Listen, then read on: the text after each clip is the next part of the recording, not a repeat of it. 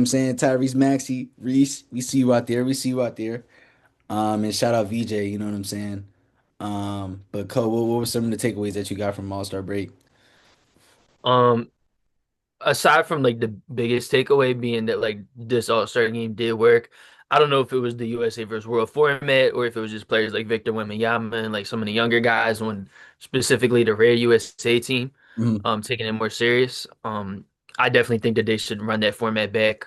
Um, I saw some takes saying like the thing they thought that made it successful was by doing each game is just like a 10-minute game. It was kind of like simulating like a fourth quarter, which led to like three really, really good games. And Yeah. then the last game ended in a blowout, which is tough because like the Navy Blue USA team was a bunch of like old heads playing. And then they Yeah. were asked to play like three straight games when then the younger USA team just had a game off and they came in and were able to win. I was happy because I was rooting for Maxie's team, so they ended up winning.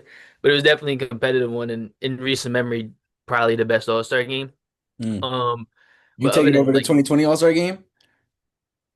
um Nah, I probably got to go with that one because I don't know. Even if that's just like nostalgia purposes, my fault. I tweaked. I thought that was the 2019 one. I was wondering why you said 2020. Nah, but nah, I think I got to take the 2021 over this one. But this one was good. Like in recent memory, like for a while, it was kind of Mm. like the All-Star game was kind of a thing where I would be sitting by myself and watching it, and people wouldn't be like watching it with me, and I would only be watching it because like nothing else would be on because it's Yeah, All-Star yeah, weekend. There's no other NBA games.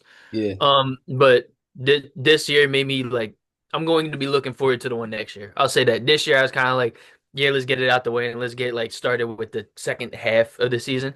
Mm. Um, but no, it was good. I also not just because of VJ, I really do like the Rising Stars game every year. I feel Yeah, like me those too. guys Me usually do too. compete. Like you got a bunch of younger guys who like some of them are rookies, some of them are G League players, so you don't see them all the time. Mm. So you can kind of tell they're like getting up for this, like trying to like make a name for themselves.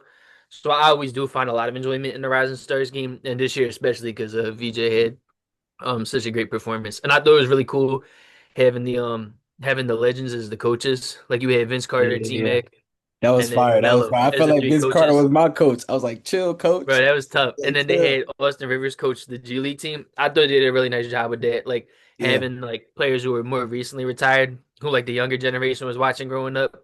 yeah. Especially the players playing in this game. I'm sure like they all looked up to these guys who were coaching them. I thought that was really cool too. I thought that was a Yeah. nice touch. They had it on there. Um,